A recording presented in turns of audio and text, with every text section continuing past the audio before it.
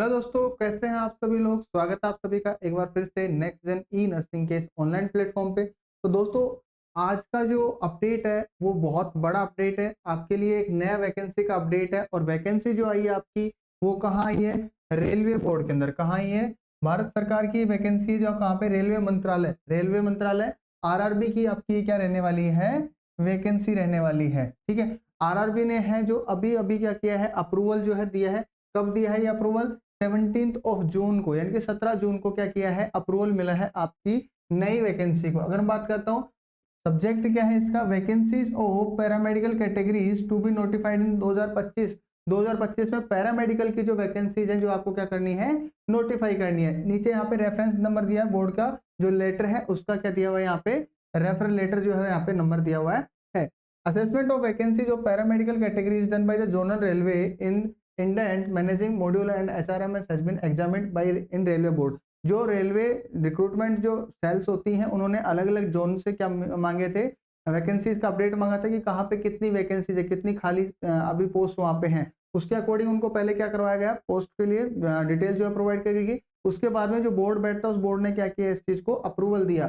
ठीक है, the competent authority has approved the issue centralised employment number for 403 vacancies. Total कितनी रहने वाली है? 403 पैरामेडिकल वैकेंसीज जो है यहाँ पे आपकी रहने वाली हैं इन 7 paramedical categories in the year of 2025 के अंदर टोटल 403 वैकेंसीज जो कि किसकी रहने वाली है, आपकी पैरामेडिकल स्टाफ की रहने वाली है। उनको क्या मिला यहाँ पे, अप्रूवल जो है वो मिल गया। तो ये आपके लिए बहुत ही बड़ा अपडेट है और आपके लिए बहुत ही बड़ी अपॉर्चुनिटी। अगर आप अपने आप को रेलवे रिक्रूटमेंट बोर्ड के अकॉर्डिंग, आरआरबी की अकॉर्डिंग आप अपने आप को क्या देखना चाहते हैं यहाँ पे, अगर स्टाफ नर्स या बात करूं नर्सिंग सुपरिटेंडेंट अपने आप को देखना चाहते हैं तो आप यहाँ पे, आपके लिए यहाँ पे क्या रहने वाली है, गोल्डन अपॉर्चुनिटी रहने वाली है। देख लेते हैं सबसे पहले कि पोस्ट कितनी है, उसके बाद में एलिजिबिलिटी क्राइटेरिया की अपन यहाँ पे बात कर लेंगे। सबसे पहले डायलिसिस टेक्नीशियन। डायलिसिस टेक्नीशियन की जो पे लेवल होती है वो कौन सी होती है, 6 पे लेवल है और वैकेंसीज कितनी है यहाँ पे, 4 वैकेंसीज रहने वाली है। दूसरा आपके पास में ईसीजी टेक्नीशियन जिसकी भी कितनी रहने वाली है,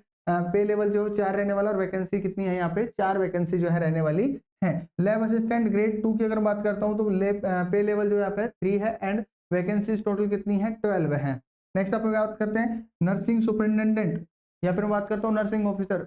आरआरबी के अंदर या फिर बात करूँ रेलवे के अंदर जो है नर्सिंग ऑफिसर की पोस्ट को क्या बोलते हैं, वो लोग नर्सिंग सुपरिटेंडेंट के नाम से बोलते हैं। यहाँ पे अगर पे लेवल की बात करते हो तो पे लेवल वही आपका 7th पे लेवल है और आपकी टोटल वैकेंसीज कितनी रहने वाली है यहाँ पे, 246 पोस्ट जो है आपके यहाँ पे रहने वाली है। नेक्स्ट देखिए रोड फार्मासिस्ट की बात करता हूँ, एंट्री ग्रेड है यहाँ पे लेवल यहाँ पे इसका क्या रहने वाला है, 5th रहने वाला है और टोटल पोस्ट कितनी है, तो है। तो फार्मासिस्ट की भी वैकेंसीज यहाँ पे अच्छी खासी है। नेक्स्ट आपका रेडियोग्राफर एक्सरे टेक्नीशियन, यहाँ पे लेवल जो है 5th रहने वाला है और वैकेंसीज कितनी है यहाँ पे, इसकी भी 4 वैकेंसीज है। Health and malaria inspector grade 2 की अगर बात करता हूँ तो पे लेवल 6 रहने वाला है, वैकेंसी टोटल कितनी रहने वाली है इसकी, 33। तो इस हिसाब से अगर देखा जाए तो टोटल कितनी है आपकी वैकेंसीज, कितनी है यहाँ पे, 403 वैकेंसीज के लिए जो है वो 2025 के अंदर एग्जामिनेशन होने वाला है, किसका, आरआरबी का। नेक्स्ट अपन बात करते हैं यहाँ पे कि सर एलिजिबिलिटी क्राइटेरिया क्या है, क्या कौन एग्जाम दे सकता है। अगर मैं सिर्फ नर्सिंग ऑफिसर्स के लिए बात करता हूँ तो यहाँ पे 4 नर्सिंग ऑफिसर्स या 4 नर्सिंग सुपरिटेंडेंट, अगर आपके पास में बीएससी है, आप क्या हैं, बीएससी नर्सिंग की आपके पास में डिग्री है या फिर आप जीएनएम भी हैं। ठीक है, जीएनएम के लिए नो एक्सपीरियंस, यहाँ पे एक्सपीरियंस की रिक्वायरमेंट नहीं है, एक्सपीरियंस की क्या नहीं है यहाँ पे रिक्वायरमेंट ऐसे से नहीं रहने वाली है। प्लस इसी के साथ साथ में आप क्या होना चाहिए, आपके पास में अपना रजिस्टर्ड नर्स या फिर रजिस्टर्ड मिडवाइफ, आरएनआरएम जो है वो आपके पास में सर्टिफिकेट होना चाहिए। आपके पास में ये क्या होना चाहिए, वैलिड आरएनआरएम का सर्टिफिकेट आपके पास में अवेलेबल होना चाहिए। तो ये आपकी क्वालिफिकेशंस रहती हैं, क्या रहती है यहाँ पे, क्वालिफिकेशंस। एज की अगर बात करता हूँ तो एज अलग अलग कैटेगरीज के अकॉर्डिंग अलग अलग क्या होता है यहाँ पे, एज होता है और साथ ही साथ में कैटेगरी वाइज जो है क्या रहती है यहाँ पे आपकी एज रिलैक्सेशन भी होने वाली है। देखिए यहाँ पे अगर बात करता हूँ कि नॉर्म्स जो है वो कौन से चालू होते हैं, तो यहाँ पे नॉर्म्स बनते हैं आपके सेंट्रल गवर्नमेंट वाले, कौन से, सेंट्रल गवर्नमेंट वाले सभी नॉर्म्स यहाँ पे अप्लाई होते हैं। नेक्स्ट अपन बात करते हैं कि सर ये तो ठीक है, पे लेवल 7 के अकॉर्डिंग अगर मैं सैलरी देखूं, ठीक है, तो सैलरी जो रहने वाली है आपकी एंट्री लेवल पे 44,900 रुपए रहने वाली है। कितने रहने वाली है, 44,900 रुपए रहने वाली है। ठीक है, अभी लास्ट जो आपका एग्जाम हुआ था वो अप्रैल में हुआ था, उसका तो अभी रिजल्ट भी क्या नहीं हुआ, अनाउंस नहीं हुआ है। उससे पहले ही नई वैकेंसी का अनाउंसमेंट, यानी कि आपके लिए कितनी बड़ी अपॉर्चुनिटी है, आप लोग इस चीज को समझ सकते हैं। ठीक है, उसका जो वैकेंसी का जो रिजल्ट का अनाउंसमेंट है वो भी बहुत जल्दी होने ही वाला है। ठीक है, ये आपको 2025 में ये वैकेंसी जो है देखने को मिल जाएंगे। 2025 का मतलब आपके पास में जो 6 महीने हैं 2025 के, वो तो क्या हो चुके हैं, ऑलरेडी निकल चुके हैं। जून चल रहा है, नेक्स्ट 6 मंथ्स में आपके लिए वैकेंसी जो है आपके लिए होने वाली है।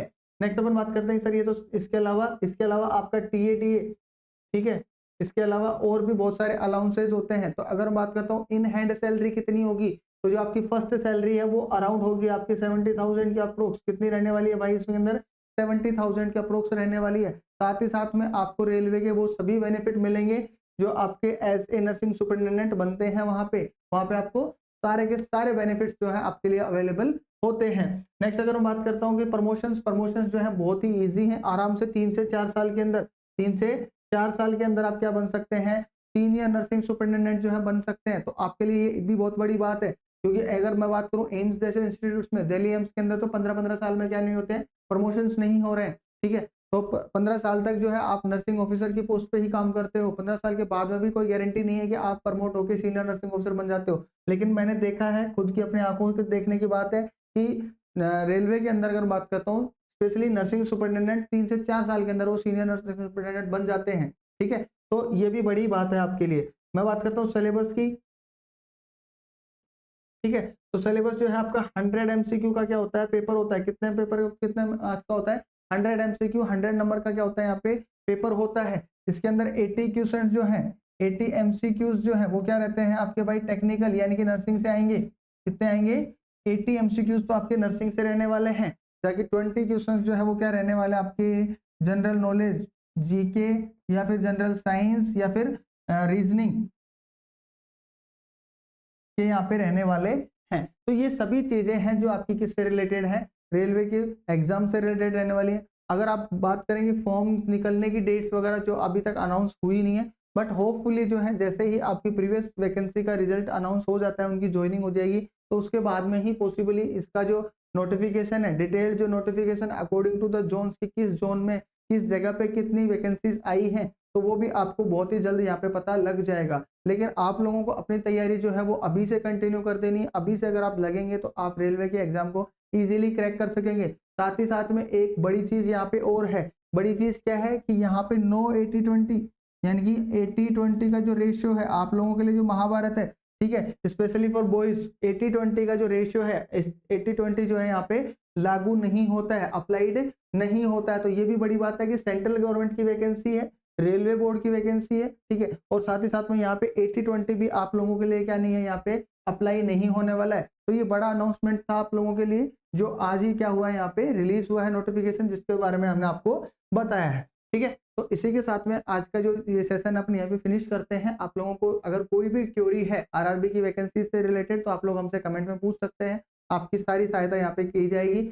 और डेली क्लासेस हम लोग जो है अपने चैनल पे जो है लाइव क्लासेस लेते हैं, तो आप प्लीज उनको फॉलो करना ना भूलें। हम लोग सारी होलिस्टिकली सारी एग्जाम्स के लिए प्रिपेयर करवाते हैं, चाहे वो आपका आरआरबी हो, चाहे वो आपका नॉर्सेट हो, चाहे आपका बिहार नर्स वाला हो, चाहे से आपका जीएमसीएच हो, एसजीपीजीआई हो, इन सभी चीजों के लिए हम प्रिपेयर यहाँ पे करवा रहे हैं। ठीक है, तो हमसे जुड़ना ना भूलें। और आज का सेशन अगर आप लोगों को अच्छा लगा हो तो प्लीज कमेंट करना ना भूलें। Thank you so much for watching this video.